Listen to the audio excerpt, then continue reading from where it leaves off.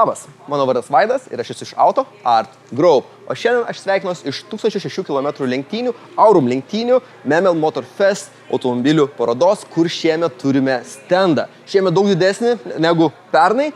Jame darysime demo klijavimą šito Audi TT automobilio. Taipogi turime įrenginių pademonstruoti apsauginės plėvelės klijavimus ir visokių spalvotų palečių.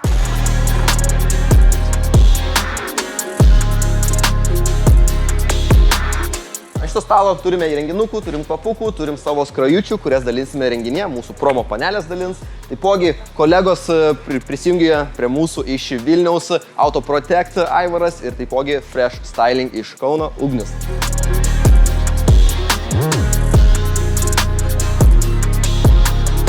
Žmonės gali užsukti mūsų palapinę, išsirinkti naują spalvą savo automobilį arba pakalbėti apie apsauginės plėveles.